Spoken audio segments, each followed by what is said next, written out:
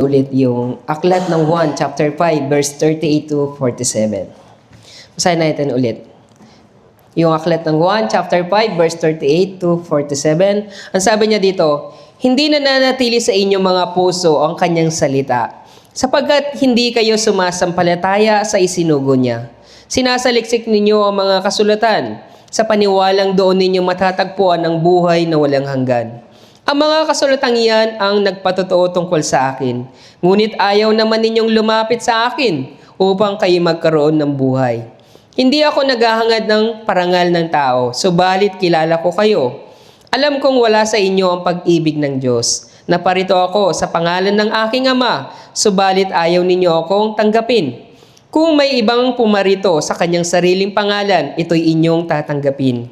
Ang hinahangad ninyo ay ang papuri ng isa't isa at hindi ang papuri ng nanggagaling sa iisang Diyos.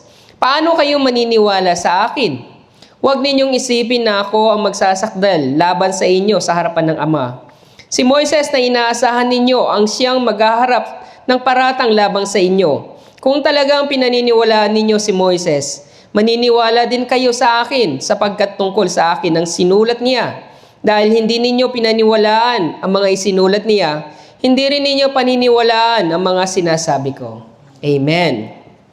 So base po sa binasa po natin sa aklat ng Juan chapter 5 verse 38 to 47. Yung title po natin ay, Ngunit ayaw naman ninyong lumapit sa akin upang kayo magkaroon ng buhay. Amen. So, focus na po tayo sa pakikinig ng mensahe ng ating Panginoon.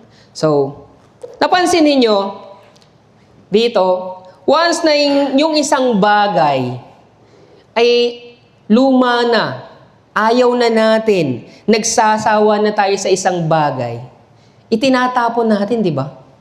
Para bang hindi tayo nangihinayang sa isang bagay na kung saan, kapag ayaw na natin, okay lang na itapon.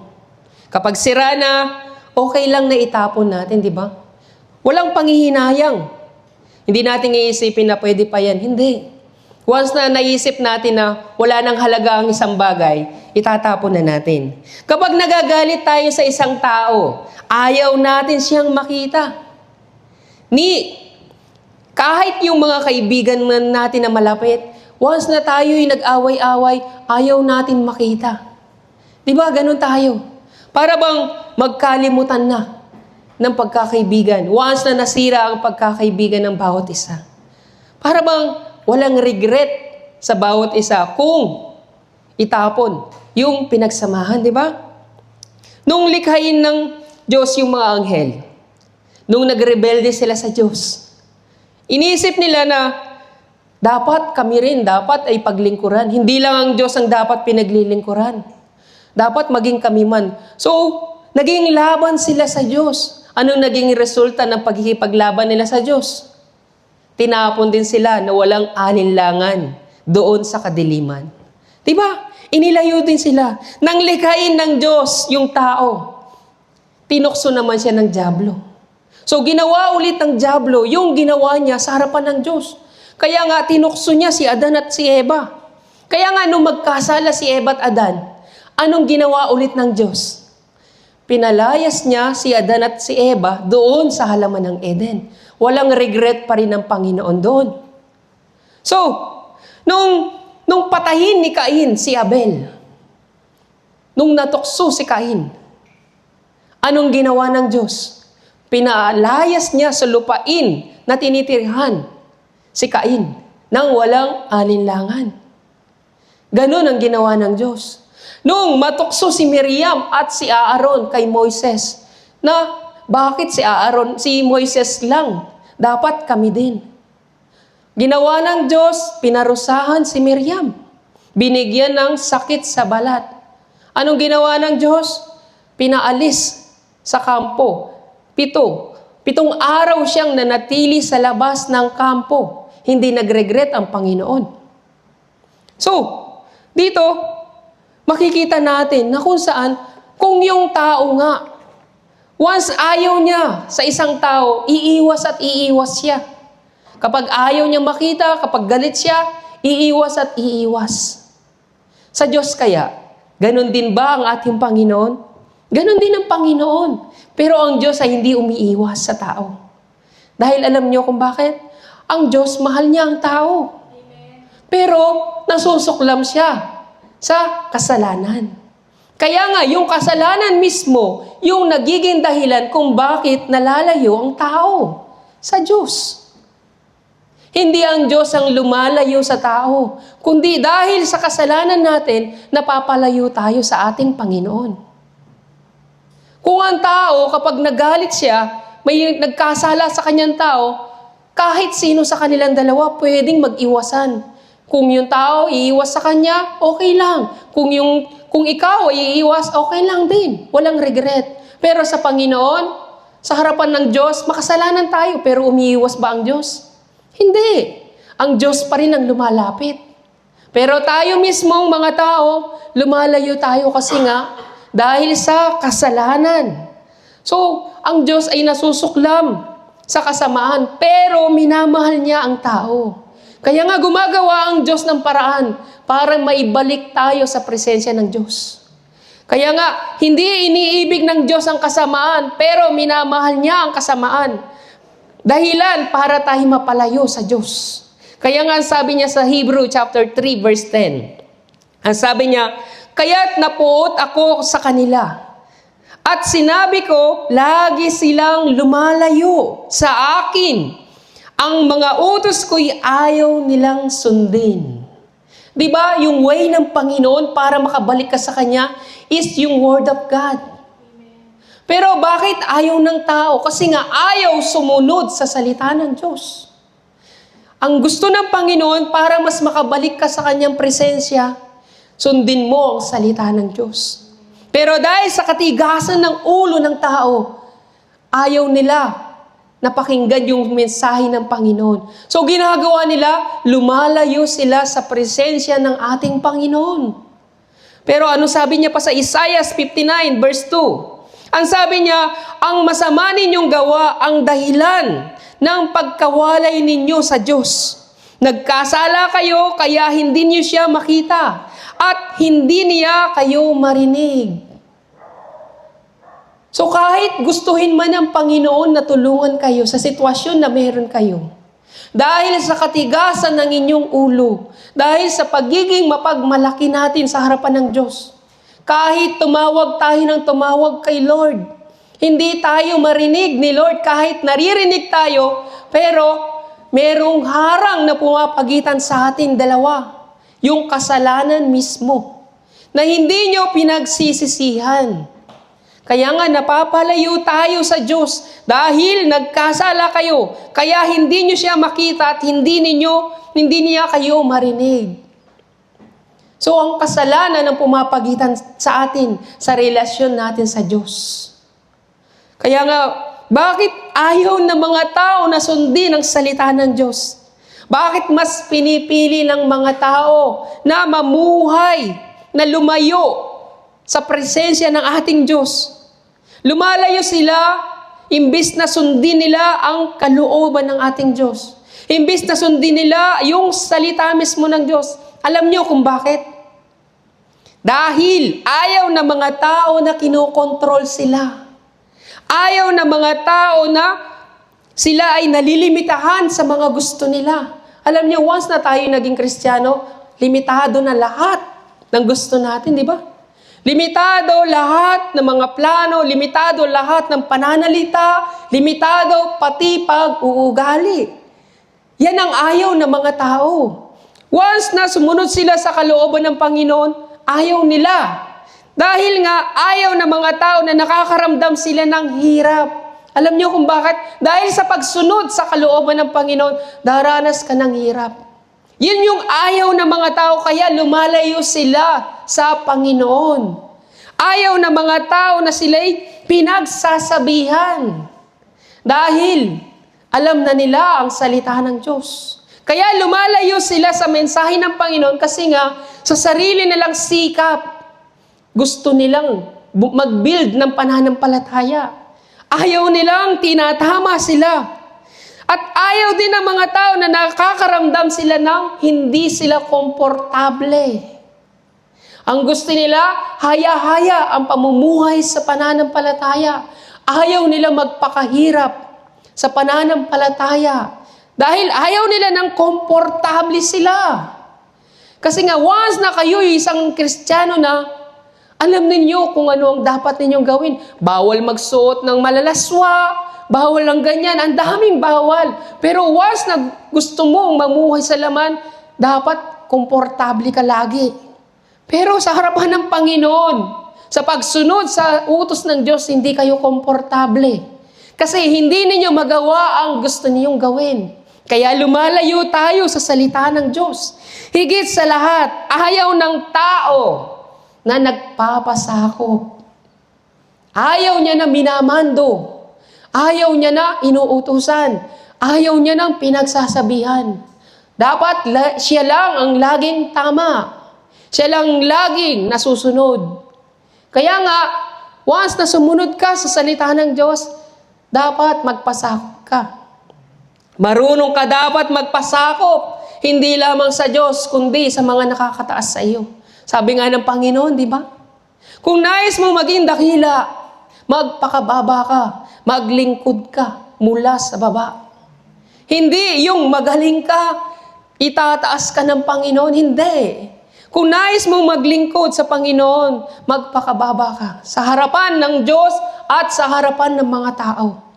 Yun ang tamang pagsunod sa kalooban ng Panginoon. So, yung mga tao, lumalayo sila sa salita ng Diyos kasi nga, ang daming bawal.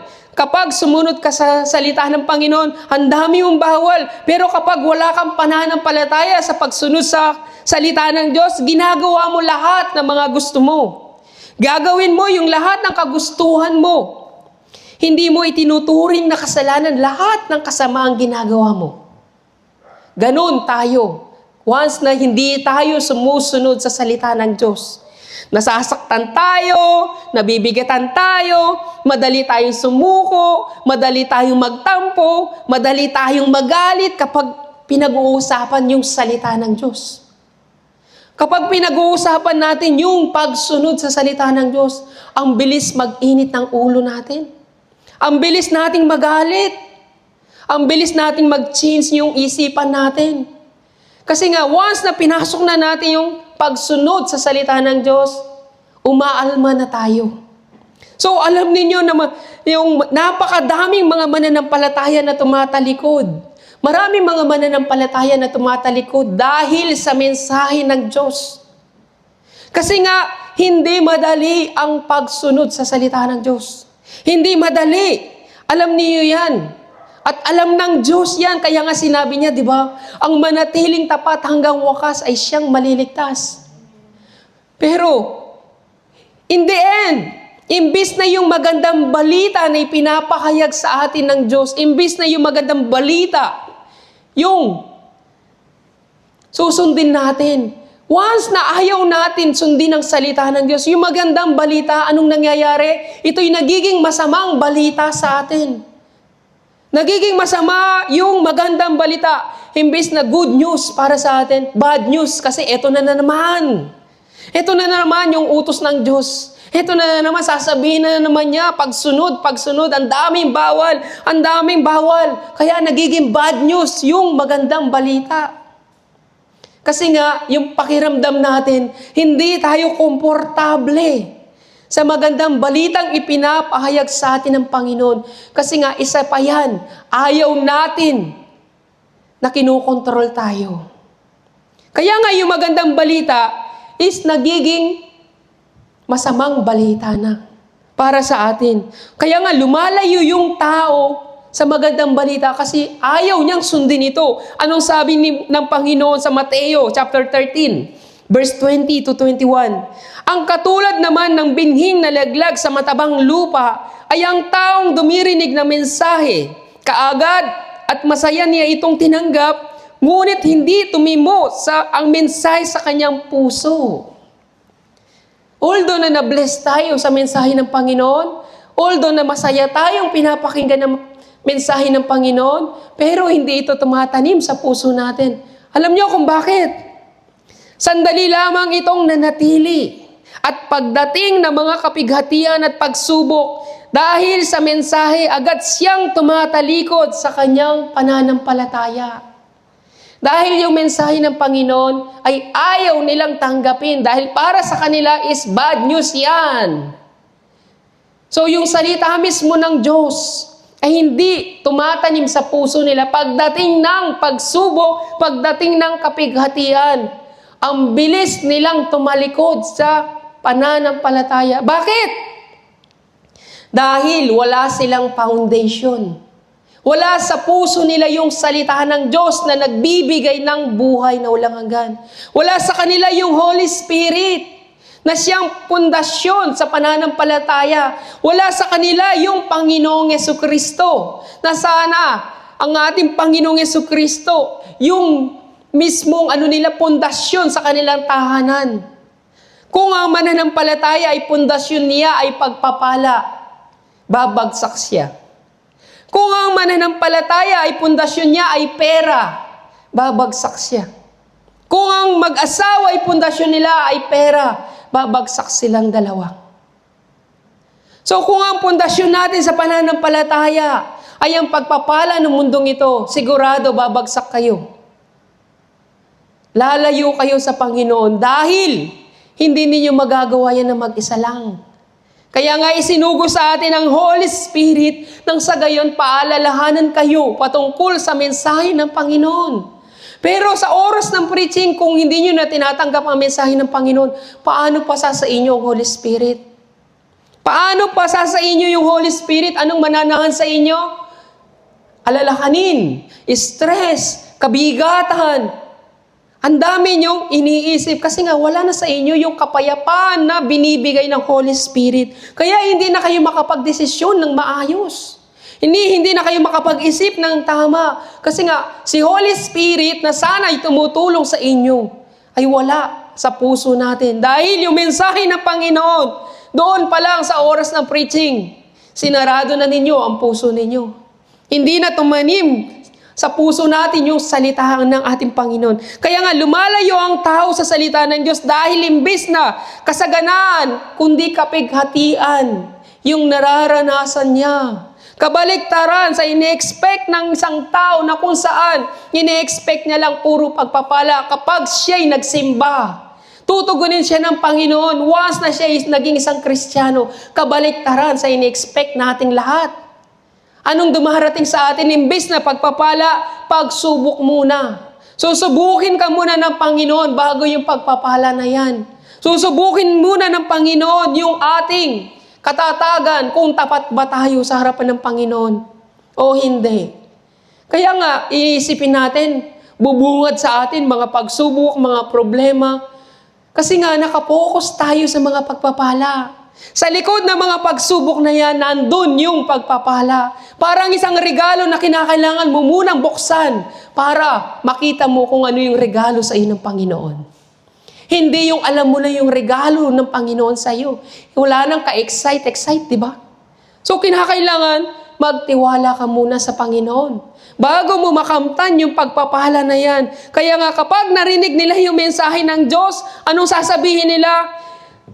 Ayan na naman, nakakasawa ng pakinggan, magsisi, nakakasawa na paulit-ulit. Dugo ni Kristo, alam na namin na ipako sa krus si Kristo. Paulit-ulit na lang yung preaching, wala na bang iba? Nakakasawa ng pakinggan yung mga ganyang mensahe. Diba? Kasi nga nabibigatan na tayo sa mensahe ng Panginoon. Ang gusto naman nating marinig. Wala ba diyang magaan na kung saan matutuwa yung puso ko? Nasasabihin na, pagpapalain ko kayong lahat. Pasasaganain ko ang iyong business. Pasasaganain ko ang buong mong sambahayan. Ibibigay ko lahat ng mga gusto mo. Ganun ang gusto ng mga tao. Pero once na narinig nila ang tunay na magandang balita, ayaw nilang pakinggan ang magandang balita ng Panginoon. Alam niyo kung bakit? Kasi nga ang magandang balita ay masakit sa puso. Masakit sa pakiramdam na pakinggan ang mensahe ng Panginoon. Kasi nga, itutuwid ka ng Panginoon sa mga mali mo.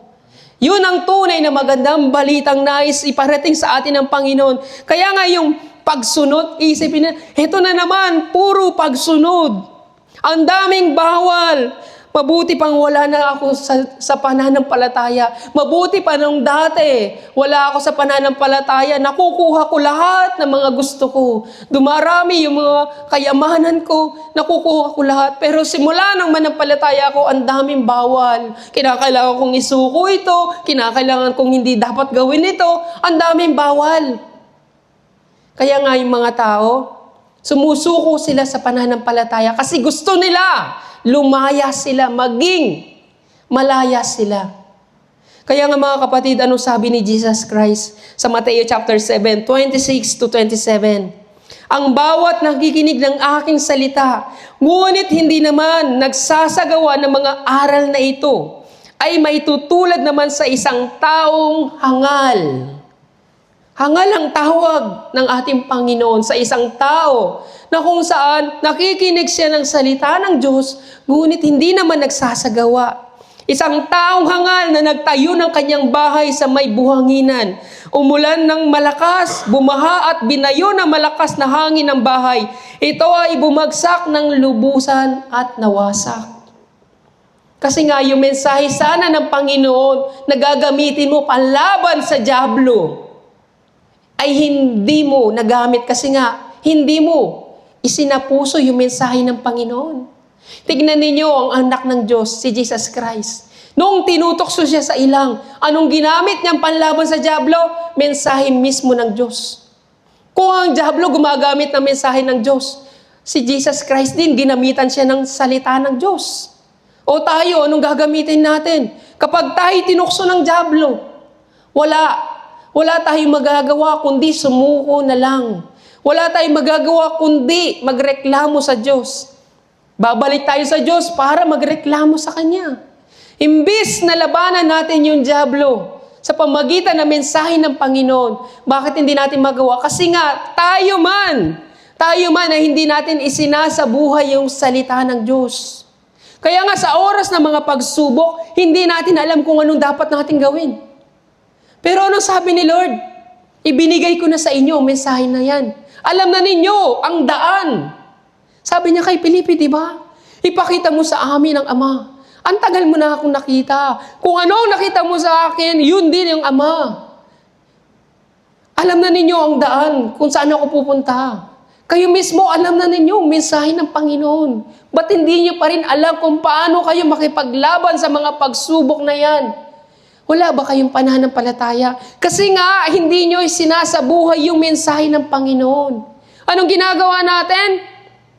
Isinisisi natin sa Diyos kung bakit nangyayari yung mga bagay na yan. Gayong tayo mismo yung may kasalanan. Gayong tayo mismo yung nagkulang kasi nga, hindi natin isinabuhay yung salita mismo ng Diyos. Dumating tayo sa point na sinubok tayo ng dyablo. Hindi natin alam kung ano yung gagamitin natin panlaban sa Kanya. Diba? So, tayo mismo ang nagkamali, hindi ang Diyos. Nagpasabi na ang ating Panginoon na mensahe niya nang sa gayon, once na sumugod sa inyong dyablo, may panlaban na kayo. Pero wala kayong panlaban. Di ba sinabi niya, isuot ninyo yung helmet, isuot ninyo yung panangga, isuot ninyo yung sandalyas, pero wala kayong sinusuot sa buhay ninyo. Dumating kayo sa digmaan, wala kayong suot. Kasi nga, nagiging kampante tayo sa buhay natin bilang mga mananampalataya. Alam niyo kung bakit kampante tayo? Kasi nga, focus tayo sa mundong ito. Focus tayo sa maraming bagay sa mundong ito. Pagdating ng paghuhukom, magugulat tayo. Bakit hindi tayo napasama doon sa langit? Kasi nga, yung mindset natin, yung puso natin, nandito lang sa mundong ito. Hindi nyo na naisip, malapit nang dumating ang Panginoong Yesukristo. Hindi nyo na nararamdaman sa puso nyo na malapit nang dumating si Jesus. Hindi nyo na nararamdaman yung presence ng Holy Spirit. Nakikita ninyo yung nangyayari sa mundo natin? Nakikita ninyo yung bansa natin? Inaalog na yung bansa natin. Ganon yung pamamaraan ng Panginoon kung paano i-rebuke yung mga tao. Inaalog niya yung bansa natin na sa gayon, yung mga tao maisip nila, manumbalik sila sa Diyos. Pero dito sa loob mismo ng simbahan, anong ginagawa? Nire-rebuke yung mga tao na sa gayon. Maalog yung isipan nila na sa gayon. Magising sila sa katotohanan. Nang sa gayon yung mga tao, ma-realize nila, manumbalik na sila sa Panginoon. Yan ang dahilan kung bakit nandito tayo sa loob mismo ng simbahan. Nandito tayo kasi nga nais ng Panginoon na tayo magkaroon ng buhay na walang hanggan. Nais ni Lord na tayo maligtas. Yan ang nais ng Panginoon sa atin. Kaya nga, magpahanggang ngayon, hindi pa rin tayo lumalaya. Alam niyo kung bakit? Kasi nga, magpahanggang ngayon, hinahangad pa rin natin yung hilig ng laman. Hinahangad natin yung kayamanan ng mundong ito. Hinahangad natin yung mga bagay na gusto natin. Bakit hindi tayo lumalaya sa mga bagay na ito? Kasi nga, lumalayo tayo sa Panginoon. Hinahatak tayo ng mga bagay na kagustuhan ng laman. Imbis na lumapit na tayo sa Panginoon, imbis na yung pundasyon natin ay ang ating Panginoong Jesucristo, nagiging pundasyon natin yung kayamanan ng mundong ito. Kaya nga nagiging marupok tayo sa pananampalataya. Marupok tayo sa pananampalataya kasi nga kayamanan lang ng mundo yung nagiging pundasyon ng isang mananampalataya. Kung pera yung pundasyon natin, pag naubos yan, mag-aaway na mag-asawa. Kung pera yung pundasyon ng tao, kapag naubos yan, mawawala na siya ng pananampalataya. Pero kung ang salita mismo ng Panginoon, yung pundasyon ninyo, ang salita ng Diyos, ay hindi kukupas. Ito'y mananatili magpakailanman. Kaya nga kung ang salita mismo ng Diyos, yung pundasyon ninyo, magkakaroon kayo ng buhay na walang hanggan. Kung ang salita ng Diyos ay nabubuhay magpakailanman, kung ang salita ng Diyos ay Diyos mismo, nananatili sa puso niyo ang salita ng Diyos, mabubuhay kayo. Kayo mismo magkakaroon kayo ng buhay na walang hanggan. Pero, ayaw natin bitawan yung makamundo nating pamumuhay. Ayaw natin na isuko, imbis na yung salita mismo ng Diyos, yung dapat natin panghawakan, yung mensahe mismo ng Diyos, yung isinusuko natin. Kaya nga nangyayari, imbis na yung Holy Spirit yung nananahan sa puso natin, yung sinong nananahan sa atin? Ang Espiritu ng Diablo. Dahil punong-puno na tayo ng alalahanin. Alam niyo kung bakit?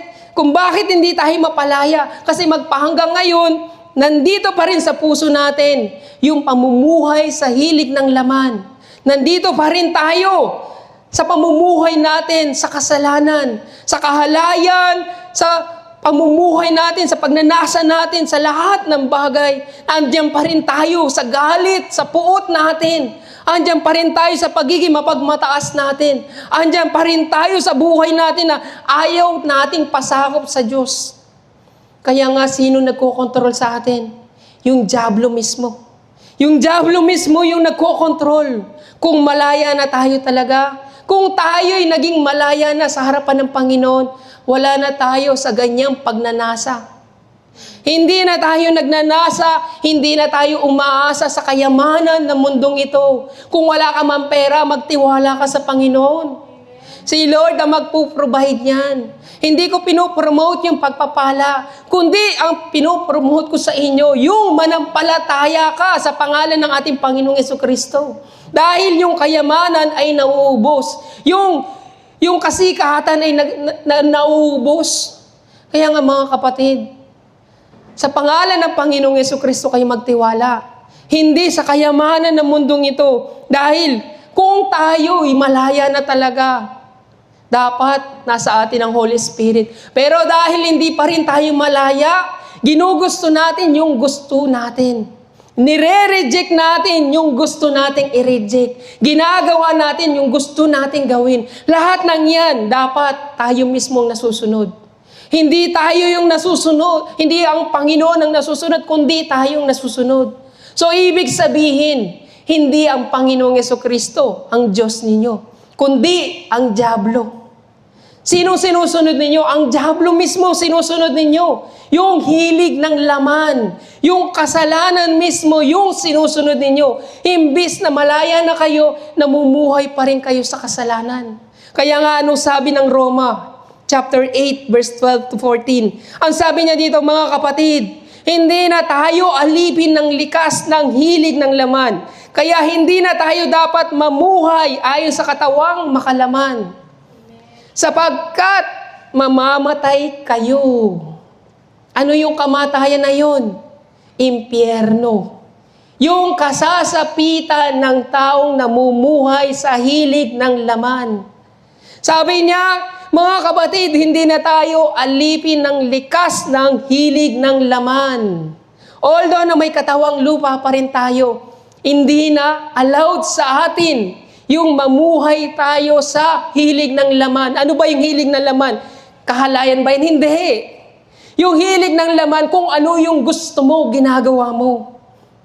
Yun.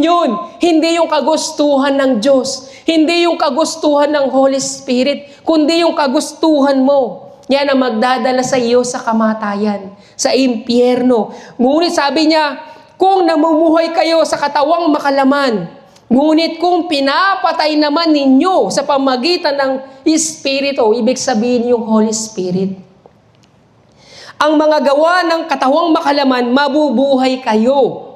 Ang lahat ng pinapatnubayan ng Espiritu ng Diyos ay mga anak ng Diyos.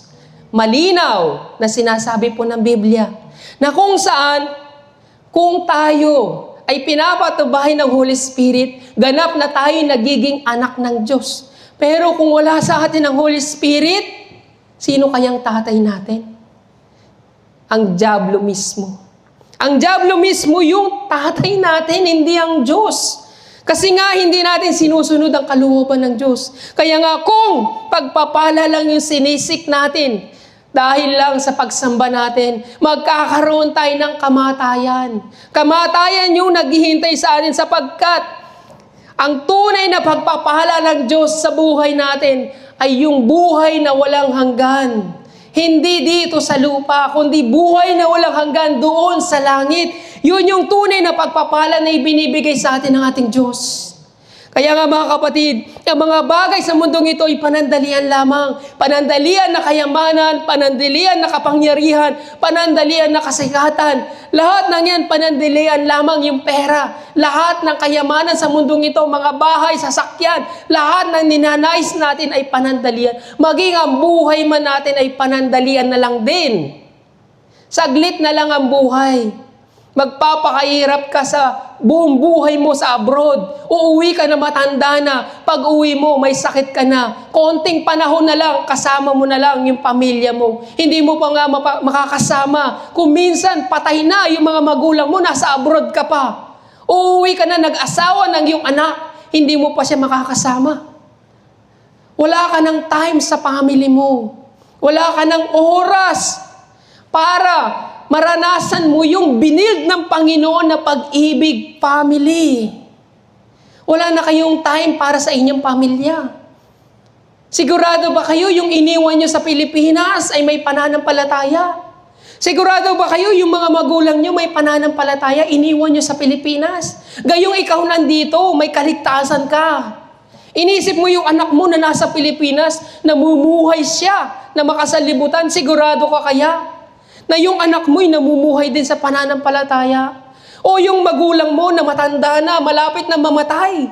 Sigurado ka kaya na makakapunta ng langit yun? Gayong nandito ka, nakikinig ng mensahe ng Panginoon. Nagpapakahirap sa pagkita ng pera. Anong magagawa ng pera? Maliligtas mo ba yung buhay niya? Maliligtas mo ba? Mababayaran? Matutubos mo ba yung kaluluwa niya? Lord, pwede ko bang tubusin yung kaluluwa ng aking anak na nasa impyerno? Pwede ko bang tubusin yung kaluluwa ng aking mga magulang? Hindi mo magagawa yun. Kahit yung sarili mo, hindi mo kayang tubusin. Dahil ang tumubos sa atin ang dugo mismo ni Kristo. So, hindi natin matutubos yung sarili natin. Para saan ang kayamanan? Para saan ang pera kung lahat ay mapupunta ng impyerno? So mga kapatid, isipin ninyo, ano yung pundasyon ninyo sa pananampalataya? Kung ang pundasyon ninyo ay ang Panginoong Jesucristo, magkakaroon kayo ng buhay na walang hanggan. Magtiwala kayo sa lahat ng pangako ng Panginoon. Huwag na kayong mangamba, huwag na kayong mag-alala. Naghahanda ako ng tahanan doon sa langit. Pag oras na bumalik na ako dyan, sasama ko kayo. Bakit tayo nagbibuild ng malaking tahanan sa mundong ito? Kung may tahanan naman pala tayo doon sa langit. Kasi nga, dito tayo. Dito nakapokus yung isipan natin. Dito yung utak natin. Hindi sa pangako ng Panginoon. Kung doon yung isipan natin, nandoon yung kayamanan natin. Kung dito mismo sa mundong ito ang kayamanan, dito kasama na kayamanan mo maglalaho. Pero kung sa langit yung kayamanan natin, magkakaroon tayo ng buhay na walang hanggan. Kaya nga mga kapatid, kung yung mga bagay na yan na pinapahalaga natin, isuko natin yan.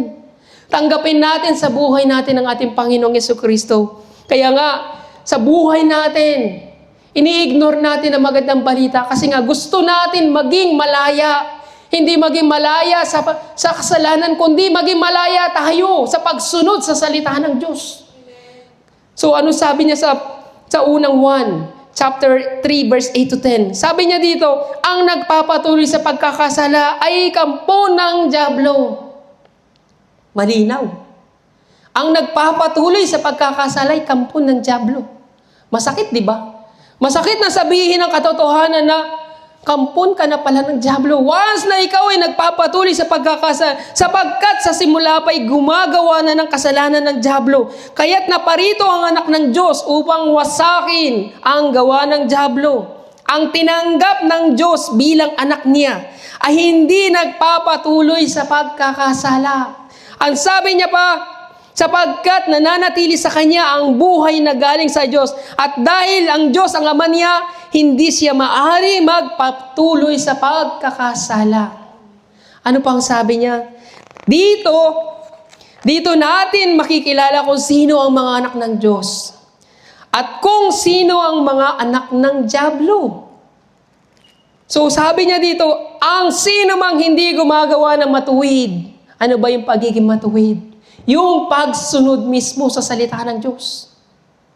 Hindi yung pagiging mabuti natin, hindi yung pagiging sikat, hindi yung kung ano yung kayamanan natin, kundi yung pagsunod natin sa salita mismo ng Diyos. Yun yung sinasabi na kung saan sino mang hindi gumagawa ng matuwid at hindi umiibig sa kanyang kapatid ay hindi anak ng Diyos.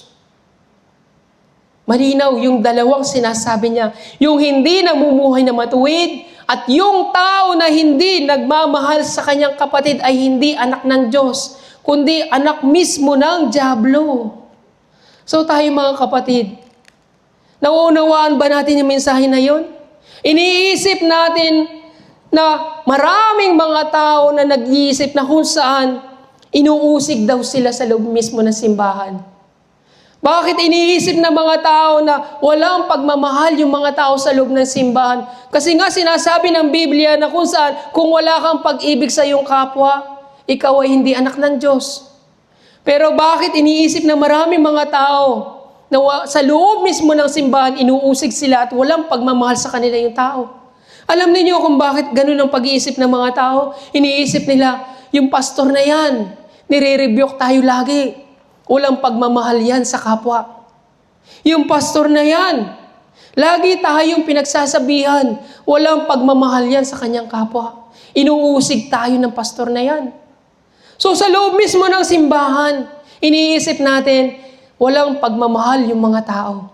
Sa loob mismo ng simbahan, yung mismong loob ng simbahan, inuusig sila. Bakit ganun sila mag-isip? Iniisip nila, tara, umalis na tayo sa simbahan na ito. Mali yung simbahan na pinasukan natin. Kasi yung mismong pastor, nagre-rebuke sa atin. Ibig sabihin, walang pagmamahal yan sa kapwa. Alam niyo, dito natin malalaman at mas maunawaan kung bakit ginagawa ng Panginoon na tayo'y nire-rebuke. Alam niyo, bakit kaya ganun mag-isip yung mga tao? Alam niyo kung bakit? Kasi nga, nakatingin sila sa tao. Nakatingin sila sa tao imbis na sa salita mismo ng Diyos sila nakatingin. Hindi sila nananalig sa salita ng Diyos, kundi naniniwala sila na yung sinasabi ng pastor ay galing lang sa kanya. Kaya nga iniisip nila sa loob mismo ng simbahan ay walang pag-ibig yung pastor. Ganon yung pag-iisip ng mga tao. Pero ano sabi sa teksto na binasa natin? Sa John chapter 5, Verse 38 to 42, hindi nananatili sa inyong mga puso ang kanyang salita, sapagkat hindi kayo sumasampalataya sa isinugo niya. So doon mismo ipinapakita ng mga tao na kung saan wala silang pananampalataya sa isinugo ng Diyos. Kaya nga hindi sila naniniwala sa mensahe ng Panginoon. Pilit nilang inilalayo yung sarili nila sa katotohanan. Naniniwala sila, bakit mo kami nire-rebuke? Ibig sabihin, wala kang pag-ibig sa kapwa. Iniisip ng mga tao yan. Ang sabi niya, sinasaliksik ninyo ang mga kasulatan sa paniwalang doon ninyo matatagpuan ang buhay na walang hanggan. Ang mga kasulatang iyan ang nagpatutuo tungkol sa akin. Ngunit ayaw naman ninyong lumapit sa akin upang kayo'y magkaroon ng buhay. So, ibig sabihin, nakarinig na ba kayo ng pastor na nangangaral sa pangalan niya? Nakarinig na ba kayo ng pastor na puro pagmamalaki yung ginagawa niya sa sarili niya? Nakarinig na ba kayo ng pastor na nagsabing, ako ang Kristo, ako ang magliligtas sa inyo? Anong pinapahayag ng pastor? Ipinapahayag ng pastor yung patungkol sa salita ng Diyos. Pinapahayag ng pastor yung katotohanan patungkol sa kasalanan. Pero bakit iniisip natin inuusig tayo ng pastor? Iniisip natin na walang pag-ibig yung pastor sa atin. Kasi nga,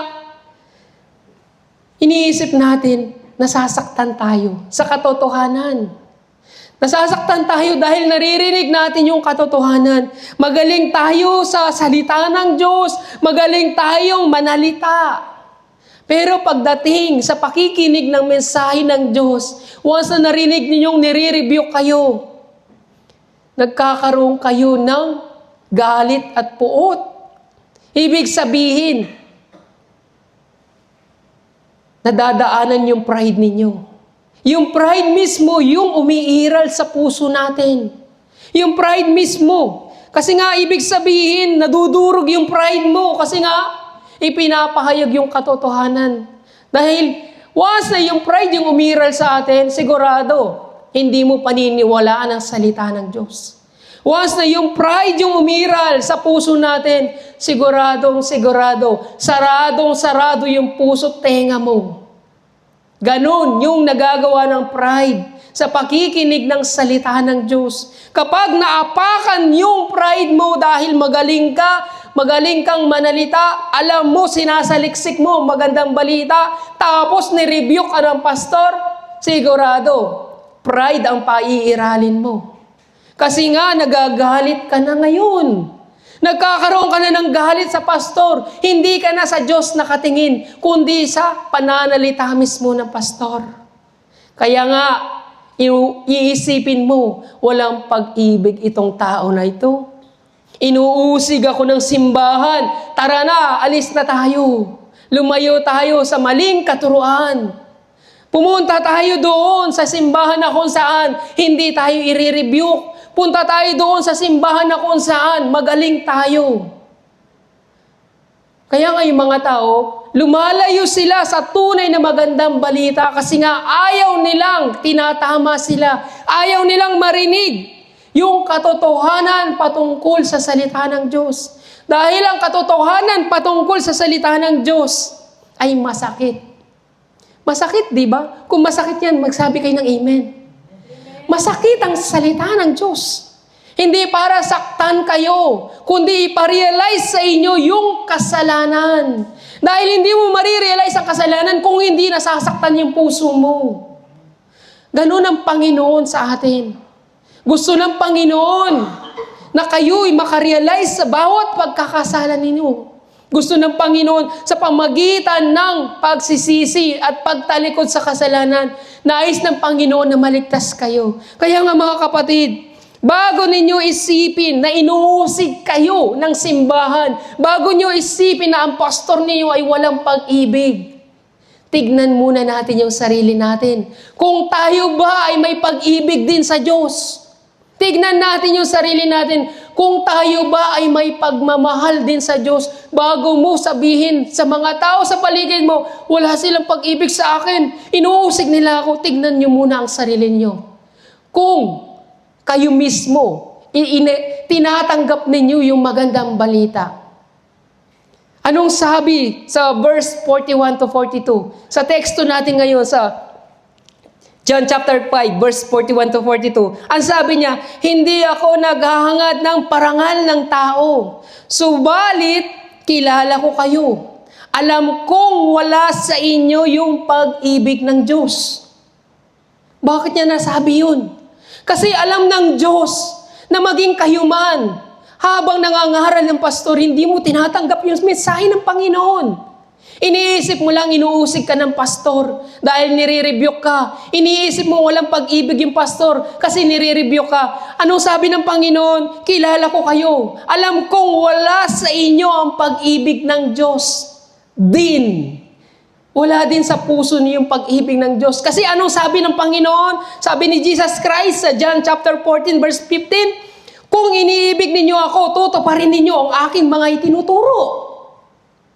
So kung hindi mo matanggap yung preaching ng pastor, paano mo masasabing iniibig mo ang Diyos? Kung hindi mo tatanggapin yung rebuking, paano mo susundin ang itinuturo ng Diyos? Sinong Diyos ang papakinggan mo ngayon? Sinong Diyos yung susundan mo? Kung ipinapahayag ng pastor at nire-rebuke ka sa katotohanan, iisipin mo bang walang pag-ibig sa iyo ang pastor? Ando na yung pag-ibig ng Diyos. Yung katotohanan mismo ang sinasabi. Pero dahil iniisip mo na ang pastor ay walang pag-ibig, maging ikaw man, tignan mo ang sarili mo. Kung sa sarili mo, tinutupad mo yung salita mismo ng Diyos. Kung sa sarili mo, ina-accept mo lahat ng salita ng Diyos, ibig sabihin may pag-ibig ka sa Diyos. Pero kung yung mensahe ng Panginoon ay nire-reject mo, paano mo masasabing yung ibang tao ay walang pag-ibig? Gayong ikaw mismo, hindi mo matanggap yung mensahe ng Diyos. So yung rebuking, nire-rebuke mo rin. Nire-rebuke ka ng Panginoon, ire-rebuke mo rin ng Panginoon. Hindi ko kayang tanggapin yan. So, asan doon yung pag-ibig mo sa ating Diyos? Bakit mo isiping walang pag-ibig sa kapwa ang mga tao? Gayong sa sarili natin, hindi tayo namumuhay sa salita ng Diyos. Gayong sa sarili natin, hindi natin tinatanggap yung mensahe ng Diyos. Sa sarili natin, hindi natin kayang tanggapin yung mensahe ng Diyos. Sa oras nga ng preaching tulog tayo sa umpisa pa lang. Magigising na lang tayo pag patapos na yung preaching. Gising na tayo. Diba? Sa oras ng pag-preaching, tindig na tindig tayo pero yung mga mata natin nandun, nakadungaw sa ilalim. Kasi nga, nandun yung cellphone, nakatago. Kunwari nakikinig, pero nakadungaw tayo sa cellphone. Kasi nga, hindi natin tinatanggap yung mensahe ng Panginoon. So, asan doon yung pag-ibig mo sa Diyos? Gayong sinasabi mo, walang pag-ibig itong mga tao na to, tara na! Lipat tayo doon sa mga simbahan na kung saan walang rebuking. Malalaman ninyo kung bakit napakahalaga ng rebuking sa loob ng simbahan. Ikaw mismo maiisip mo. Manliliit ka sa harapan ng Panginoon kung bakit napakahalaga ng rebuking sa loob ng simbahan. Alam niyo, isipin natin, hindi ba tayo pwedeng itama ni Lord? Hindi ba tayo pwedeng itama ni Lord? Isipin natin agad, bakit ako'y tinatama? Bakit ako inuusig? Bakit ako inuusig ng mga tao? Ibig sabihin wala silang pag-ibig? Meron silang pag-ibig. Dahil ang mensaheng pinapahayag sa atin ng Panginoon, yun ang pag-ibig. Pag-ibig yun ang Panginoon para sa atin. Pagmamahal yun kung tinutuwid tayo ng Panginoon. Mga kapatid, ang tunay na pag-ibig ay yung nagsasabi ng katotohanan. At yun ang ating Panginoong Jesucristo. Si Kristo ang katotohanan at pag-ibig. Siya lamang.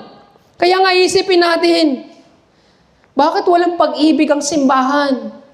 Huwag tayong bumase sa pagre-rebuke sa atin. Dahil doon mismo mararamdaman mo yung pag-ibig ng Diyos sa buhay natin. Kaya mga kapatid, tignan muna natin yung sarili natin.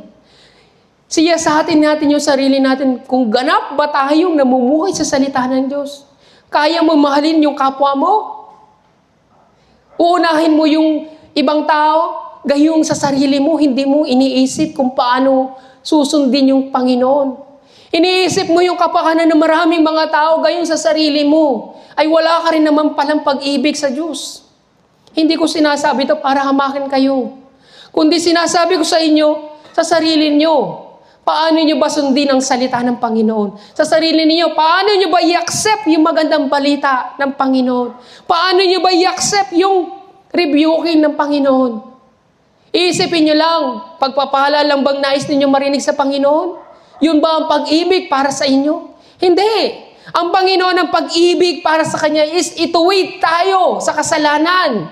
Kasi nga, ang gusto ng Panginoon, doon sa langit kayo pupunta. Doon sa langit, walang bahid ng kasalanan. Kaya dito pa lang sa lupa, nililinis na kayo ni Lord. Kaya nga, paulit-ulit kayo nire-rebuke hanggang sa maging kawangis ninyo si Lord. Paano kung hindi kayo i-rebuke? Mananatili sa atin ang karumihan. Mananatili sa atin yung pamumuhay sa kasalanan. So mga kapatid, paano tayo mamumuhay na may kabanalan? Kung puro tayo pagpapalang nasa isipan natin. Kung walang rebuking, wala ring repentance. Hindi natin malalaman yung kasalanan kung wala yung rebuking. Kaya nga, sa katotohanan na ibinibigay sa atin ng Panginoon, ang Panginoong Yesukristo ay nangungusap sa atin. Buksan natin yung puso natin. Tanggapin natin lahat ng sinasabi ng ating Panginoon. Kung sinasabi natin, hindi nangangailangan na manggagamot ang walang karamdaman, kundi yung may sakit, yung nangangailangan na manggagamot. Di ba? Ganun yung mensahe na lagi natin sinasabi. Kapag hinahatulan tayo, sinasabi natin, tandaan ninyo, hindi nangangailangan na magagamot ang walang sakit, kundi ang may sakit. Oo, tama yun. Kaya nga sabi ng Panginoon sa Marcos chapter 2 verse 17, naparito ako upang tawagin ang mga makasalanan, hindi ang mga matuwid. Yun ang sabi ng Panginoon. Kaya nga nandito kayo. Nandito tayo nagsisimba kasi nga makasalanan tayo, kailangan natin na manggagamot. Hindi kapag may nagre-rebuke sa inyo, sasabihin nyo, hindi nangangailangan na magagamot ang walang karamdaman, kundi yung may sakit. Sinasabi mo yun sa isang tao kasi nga, itinuturing mo siyang makasalanan din. Nandito tayo kasi nga, makasalanan tayong nangangailangan na manggagamot. Kaya tayo nagsisimba. Kung sino man sa inyo ang walang kasalanan, huwag na kayong magsimba. Pero dahil nagsisimba tayo, kasi alam natin sa puso natin, makasalanan tayo. Diba? Ang simbahan na hindi lugar ng pag-uusig, kundi lugar ito ng pagtutuwid sa atin ng Panginoon. Dito tayo hinuhubog ng Panginoon. Dito ang Panginoon nangungusap sa atin. Dito nakikipag-communicate ang Panginoon sa atin. Sa oras ng preaching. Sa oras ng preaching, doon nangungusap ang Panginoon. Dito ko naiintindihan ngayon kung anong sinabi ng Panginoong Yesukristo doon sa Samaritana, doon sa preaching kanina ni Pastor. Nag-connect. Anong sabi ni Jesus doon sa Samaritana? Darating ang panahon na hindi lamang dito sa bundok na ito sasambahin ng Diyos. Diba? Sinabi niya yun. Ibig sabihin, darating ang panahon na kung saan ang mga tao sasamba sa Espiritu at katotohanan. Amen. Hindi lamang sa bundok na ito sasamba. Naiintindihan na natin ngayon na kung saan ang Panginoong Yesukristo ay nag-alay ng buhay.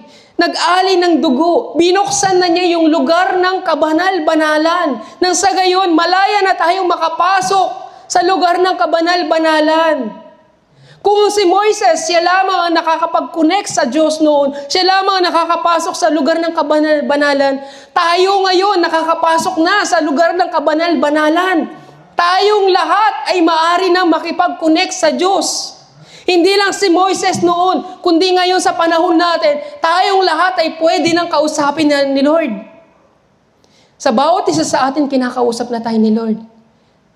So, maswerte tayo. Dahil hindi lang si Moises ngayon yung nakakapag-connect sa Diyos, kundi tayong lahat na ngayon. Malaya na tayong makapag-connect sa Diyos ngayon. Malaya na tayong makahingi ng kapatawaran sa ating mga kasalanan. Malaya na tayong maghandog ngayon sa harapan ng Panginoon. Hindi na natin kinakailangan ng pari. Hindi na natin kinakailangan si Moises, kundi tayo mismo sa sarili natin, ihahandog natin ang buong buo yung sarili natin sa harapan ng Panginoon. Kaya nga mga kapatid, kung iniisip niyo ang simbahan na ito ay simbahan ng pag-uusig, hindi. Ito ay simbahan na kung saan tinutuwid lang tayo ng Panginoon. Sa mga bagay na kamalian natin, ano bang trabaho ng manggagamot? Ang trabaho ng doktor ay suriin yung may sakit. Once na nalaman na niya yung karamdaman niya, anong gagawin niya? Reresitahan niya ng gamot para gumaling. Ang Diyos, anong ginagawa niya? Nire-rebuke tayo. Binabasa niya yung puso't isipan natin. Once na nalaman niya yung mga kasalanan natin, kaya nga alam ng Diyos kung anong nasa puso natin eh. Kaya nga tinawag tayo ng Panginoon, pumunta ka dito. Magpa-doktor ka kasi tinawag ko yung mga makasalanan, hindi yung mga matutuwid. Tinawag kita bilang isang makasalanan para gamutin ko. Kaya nga nandito tayo para magpagamot sa ating Panginoong Jesucristo. Sa paanong paraan? I-rebuke tayo ng Panginoon, i-rebuild niya yung kasalanan mo. Nang sa gayon, pagsisihan mo yung kasalanan na meron ka. Sasabihin ng Panginoon yung karamdaman mo. Anak, ganito yung karamdaman mo. Magagalitin ka, mapagmataas ka, namumuhay ka sa hilig ng laman, namumuhay ka sa kahalayan, namumuhay ka sa sarili mong kagustuhan. Kaya, ang gamot dyan, mag-repent ka.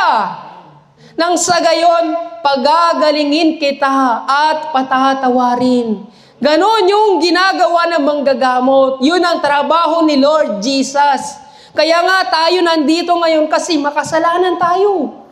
Subukan yung pumasok dito, no? Iisipin yung matuwid ka. Katulad ng ginawa ng Pariseo, nagdasal siya, Lord, salamat dahil hindi ako katulad ng isang tao na ito na maniningil ng buwis. Lumabas siyang hindi pinatawad sa kasalanan.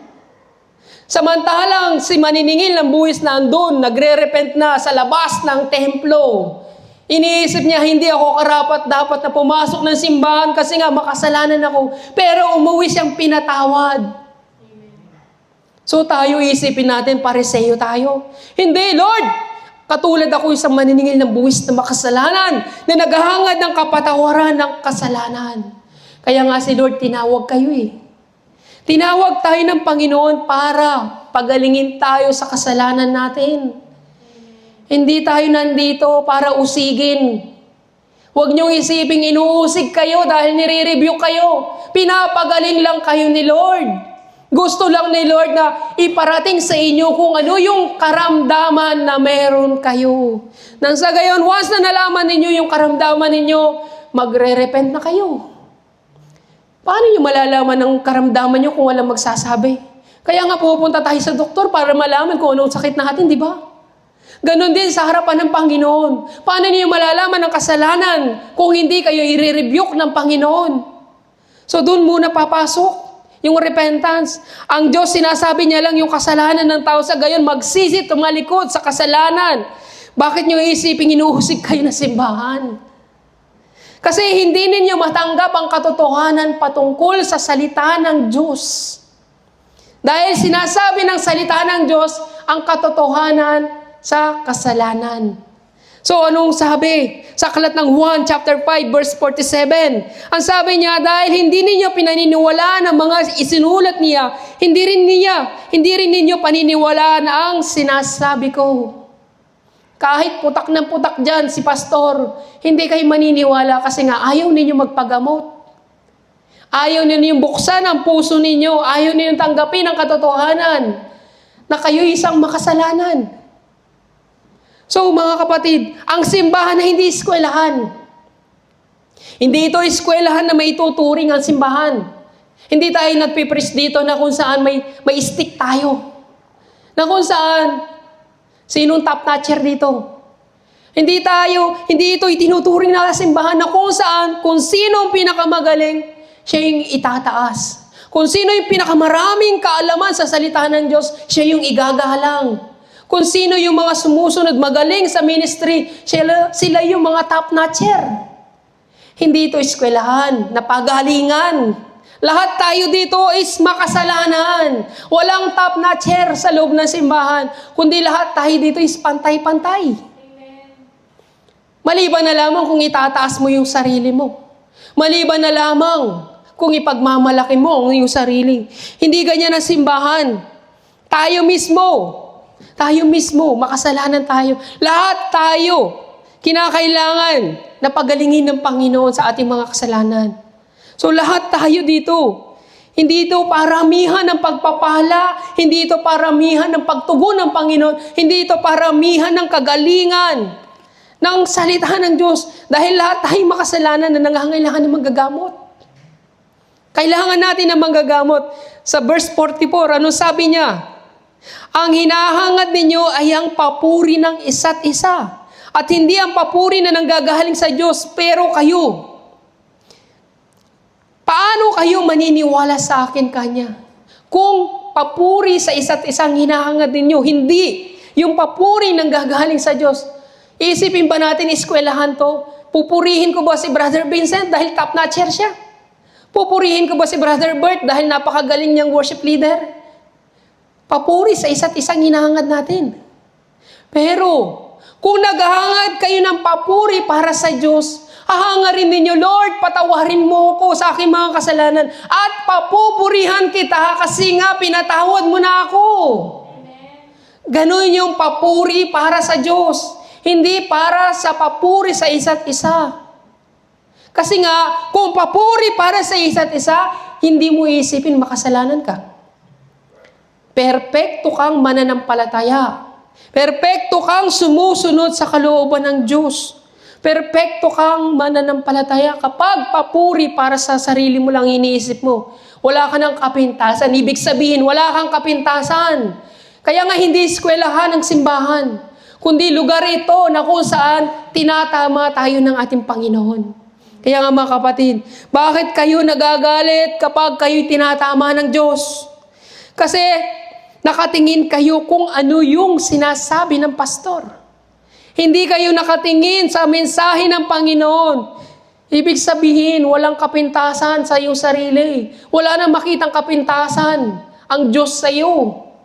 Wala nang makita. Kaya nga, ano sabi ng Diyos sa Awit chapter 50, verse 17, kapag kayo'y tinutuwid, agad kayong napupuot. At ayaw ninyong tanggapin ang aking mga utos. Ang bilis ninyong magkaroon ng puot kasi nga tinutuwid lang kayo. Pag tinutuwid tayo, huwag kayong mapuot. Huwag kayong magpuot sa kapwa ninyo. Huwag kayong magalit kapag kayo nire-rebuke.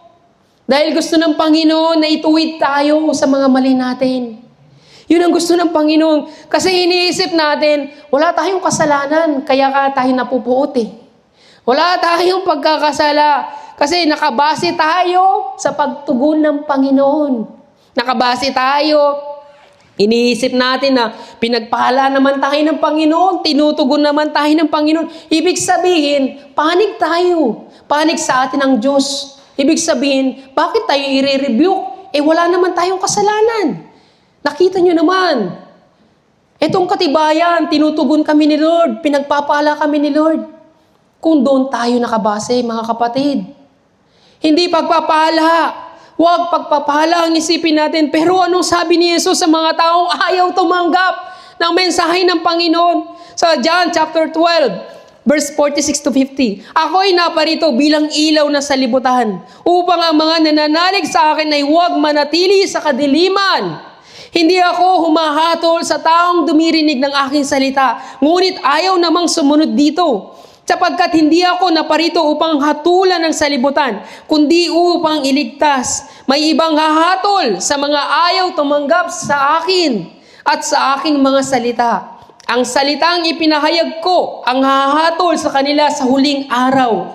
Sapagkat hindi ako nagsalita nang mula sa sarili ko lamang. Ang Ama na nagsugo sa akin ang siyang nag-utos kung ano ang aking sasabihin at ipapahayag. At alam kong ang kanyang utos ay nagbibigay buhay na walang hanggan. Kaya't ang ipinapasabi ng Ama, ang siya kong ipinapahayag. So ibig sabihin, Ang mensahe ng Panginoon na magbibigay sa inyo ng buhay na walang hanggan. Pagkatapos, i-reject ninyo. Kasi nga, nasasaktan kayo sa katotohanan. Once na nasasaktan kayo sa katotohanan, ipagpasalamat nyo yun sa Panginoon. Kasi nga, nandyan sa puso nyo si Lord.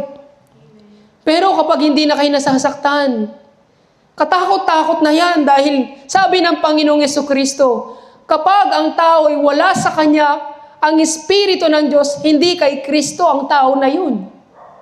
Kung hindi nyo nararamdaman yung preaching, ibig sabihin, wala si Holy Spirit sa puso nyo. Kaya nga matuwa kayo kung nasasaktan kayo. Gamitin nyo yan para mag-repent kayo. Once na na-realize nyo yung mga kasalanan nyo, pagsisihan ninyo, talikdan yan. Dahil yan yung kalooban sa inyo ng Panginoon. Regalo yan ng Panginoon. Buhay na walang hanggan ang mensahe ng Panginoon para sa atin. Kaya nga may mga tao iniisip sa akin, false prophet daw ako. Yung mga tao, iniisip nila, saan mo ipinapahayag ang mensahe mo? Galing lang siguro yan sa sarili mo. Kasi nga, ipinapahayag ko yung katotohanan patungkol sa kasalanan. Iniisip ng mga tao, false prophet ka. Kasi nga, nangangaral ka ng rebuking. Ipinapahayag mo yung mga bagay na yan. Ipinapahayag ko lang kung anong mensahe ng Panginoon.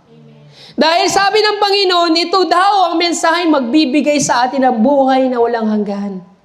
So mga kapatid, sa huling araw, tandaan ninyo, ang salita mismo ng Diyos ang hahatol sa atin.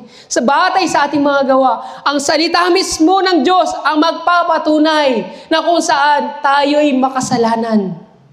So, ang salita mismo ng Diyos na nire-reject nyo ngayon, siyang hahatol sa atin sa huling araw. So, bakit kayo nagagalit sa preaching? Dito natin malalaman kung bakit at anong purpose ni Lord kung bakit tayo nire-rebuke. Dito natin malalaman, bakit kayo nagagalit sa preaching tuwing magre-rebuke yung pastor?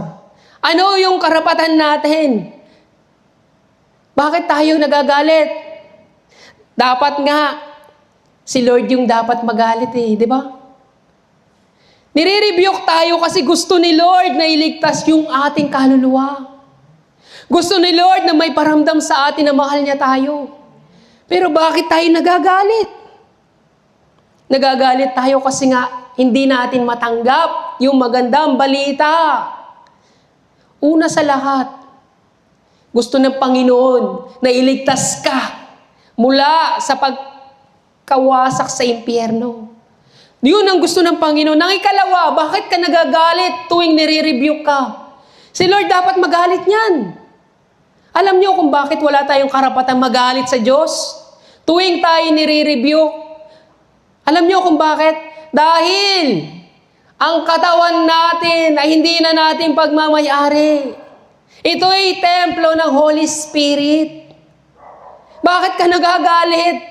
Gayong hindi naman ninyo pagmamayari ang katawan. Bakit ka nagagalit kapag nire-rebuke ka? May purpose si Lord kung bakit ka nire-rebuke.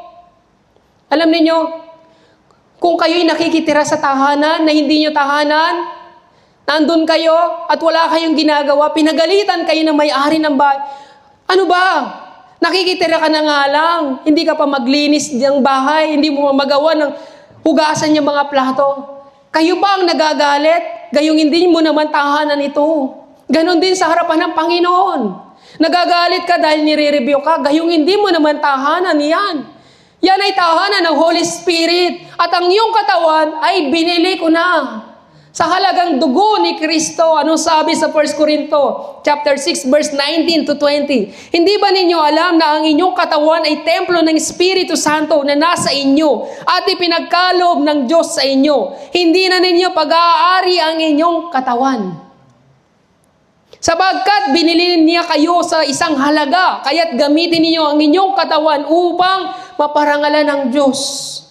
Anong sabi niya sa 1 Corinto chapter 3 verse 17? Paparusahan ng Diyos ang sino magwasak ng templo niya. Sapagkat banal ang templo ng Diyos at kayo ang templong iyan.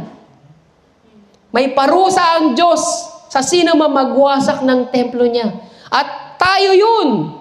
Tapos gagawin mo. Nasasaktan ka kasi nire-review ka. Anong gagawin mo? Tara na, mag-impake na tayo. Punta tayo sa loob, sa ibang simbahan. Tinawag ka nga ni Lord eh. Kasi nakakalimutan mo na, anak. Halika nga rito, halika rito. Nakalimutan mo ng templo ko yan? Pinahiram ko lang yan sa iyo ah. Ba't dinudumihan mo yung templo ko? Halika rito, ipaparating ko sa iyo yung mensahe ko. Para na sa gayon, ma-realize mo na wala kang pagmamayari na. Ngayon, bakit natin inilalayo yung sarili natin sa magandang balita? Gusto lang ng Panginoon. Nai-rebuke tayo kasi nga, yung templo niya nasisira na dahil sa kasalanan. Gusto lang ni Lord na lumapit ka sa Kanya at pagsisihan mo ang iyong mga kasalanan. Bakit ka lumalayo? Inaangkin mo yung katawan. Inaangkin mo yung templo ng Holy Spirit. Gayong gusto ng Panginoon na linisin niya yung templo niya. Si Lord na mismo. Kasi nga hindi mo kayang gawin. Ano sabi ng Biblia? Hindi ito kayang gawin ng tao. Ngunit walang imposible sa Diyos. Dahil ang tao makamundo, makasalanan ng pag-iisip. Kaya ang Diyos na mismong gumagawa ng paraan para linisin niya yung templo niya. Sa paanong paraan niya nililinis yung templo niya? Rebuking. Nang sa gayon, once na nag-rebuke ang Panginoon sa templo, sa loob mismo natin, magsisisi tayo at lilinis na muli yung templo niya. Pero bakit tayo lumalayo? Ginagawa natin, inire-reject natin yung magandang balita. Anong karapatan natin ngayon magalit sa rebuking? Anong karapatan natin magalit sa pastor? Isipin natin walang pagmamahal, walang pag-uusig nandito sa loob ng simbahan. Gayong ginagampanan lang ng ating Panginoon na gusto niya lang linisin yung templo. So mga kapatid, nagagalit tayo. Samantalang hindi naman natin pagmamayari ang templo. Magagalit ba kayo sa bagay na hindi nyo naman pagmamayari? Diba? Inaalis lang ni Lord sa puso natin yung dumi. Inaalis lang ni Lord yung kasalanan sa loob ng templo kasi nga pagmamayari yan ng Holy Spirit. Ang dapat nananahan sa atin yung Holy Spirit sa puso natin, hindi yung dyablo. Bakit yung dyablo yung nananahan sa puso natin? Kaya nga ang Panginoong Jesucristo, nung bumisita siya sa templo, anong nakita niya? Nagbebenta ng mga kalapate, namamalit ng pera. Anong ginawa ni Jesus? Nagalit siya. Pinagtataob niya lahat ng mga nagbebenta, namamalit ng pera. Anong sabi ng Panginoong Jesucristo?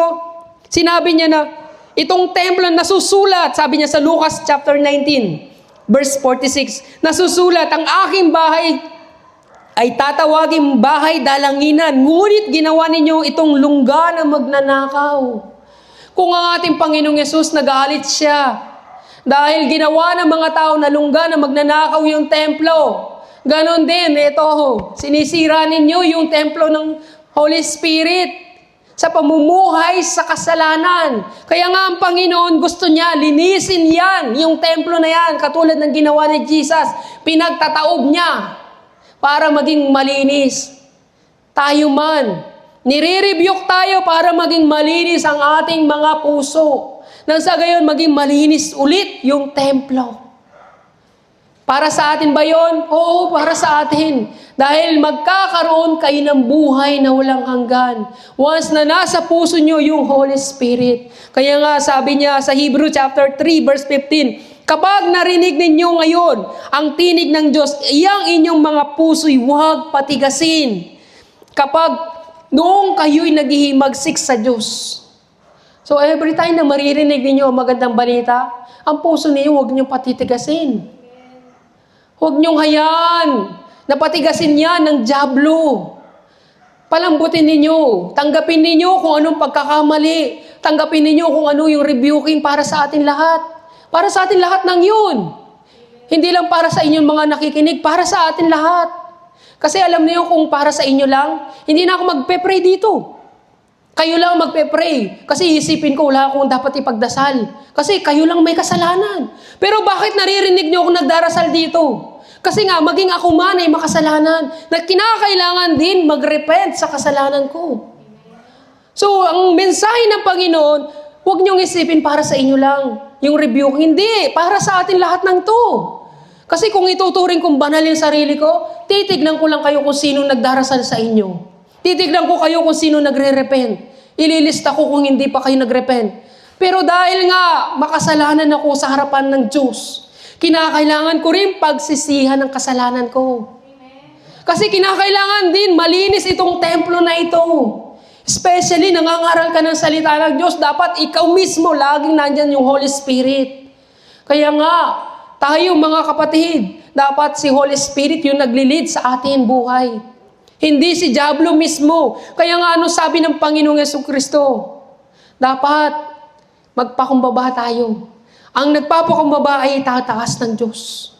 Anong sabi sa Hebrew chapter 12 verse 7? Tiisin ninyo ang lahat ng hirap bilang pagtutuwid ng isang ama. Dahil ito'y nagpapakilalang kayo'y tinatanggap ng Diyos bilang tunay na mga anak niya. Sinong anak ang hindi dinidisiplina ng kanyang ama? So, trabaho ng Panginoong Jesucristo na disiplinahin tayo sa pamagitan ng pamamalo ng rebuking. Para na sa gayon, nagiging ganap tayong tunay na mga anak ng Diyos. Anong sabi niya sa verse 6? Back tayo sa verse 6, sapagkat dinidisiplina ng Panginoon ang mga minamahal niya at pinapalo ang itinuturing niyang mga anak. Napakapalad natin kung naririnig natin yung rebuking. Napakapalad natin kasi nga, kahit na hindi natin pagmamayari ang katawan na ito, kahit wala tayong pagmamayari, itinuturing pa rin tayong mga anak ng Diyos. So ang gusto lang ng Panginoon, tiisin ninyo. Tiisin ninyo yung hirap ng pagtutuwid ng Panginoon. So habang nakaupo ka dyan, habang nasasaktan yung puso mo, tinatamaan ka, tinatadtad ka ng rebuking, tiisin mo lang, huwag kang aalis. Huwag mong isasarado yung puso mo, huwag mong isasarado yung tenga mo. Lahat ng yan, i-open mo. Lord, welcome ka. Sige, rebukin mo pa ako ng rebukin nang sa gayon. Hubugin mo ako sa pananampalataya. Ganun. Hindi yung i-reject natin. Yung magandang balita kasi nga nasasaktan ka sa rebuking. Wala ka namang pagmamayari. Pagmamayari yan ng Holy Spirit. Templo ito ng Holy Spirit, kaya huwag kayong magalit at wala tayong karapatang magalit po, mga kapatid. Ang Diyos ang dapat magalit kasi nga, sabi ni Jesus, ang templo ay bahay dalanginan. Hindi ito lungga na magnanakaw, dapat nga nagpe-pray tayo, di ba? Gusto ng Panginoon, once na naging marumi na ito, mag-pray ka. Magdasal ka, huwag mong hayaan na yung templo na yan ay pagharian ng mga dyablo. Huwag niyong hayaan na manahan dyan ng dyablo, kaya nga palayasin niyo yan sa pamagitan ng pangalan ng Panginoong Jesucristo. Palayasin natin yan, i-accept ninyo magandang balita. Matuwa na lang kayo dahil marami sa mga simbahan ang hindi pinapahayag ang rebuking. Kaya nga, sabi ng Panginoong Jesucristo, mag-iingat kayo sa mga huwad na propeta. Huwag kayong maniniwala kapag sinabi nila, nandito si Kristo, nandun si Kristo, huwag kayong maniniwala. Kasi nga, ang hirap hanapin si Kristo. Mahirap hanapin si Kristo. Matatagpuan nyo yan kung nasa puso ninyo yung katotohanan. Alam ninyo kung nasaan ang katotohanan. Alam na ninyo ang daan. Diba? Alam na ninyo si Kristo ang daan, ang buhay at katotohanan. Ibinigay na sa inyo yung mensahe ng Panginoon. Kaya nga, mga kapatid, huwag kayong magpapadaya. Sabi nga ng Panginoon, di ba? Hindi maaring akayin ng bulag ang kapwa niya bulag. Sila'y parehong mahuhulog sa hukay. So tayong lahat ay mga makasalanan. Gusto natin, Lord, linisin mo kami sa aming mga kasalanan. Nang sa gayon, Panginoon, kami ay mapatawad sa lahat ng aming mga pagkakasala. So lahat tayo dito, huwag niyong isipin na kayo'y mga matutuwid. Huwag niyong isipin na ang simbahan ay simbahan ng pag-uusig, na ang pastor ay walang pag-ibig.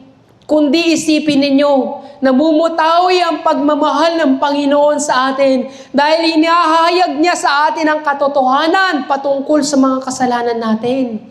Binibigyan tayo ng Panginoon ng pagkakataon na pagsisihan lahat ng ating mga kasalanan. Kaya tayo nire-rebuke ng ating Panginoon kasi minamahal niya tayo.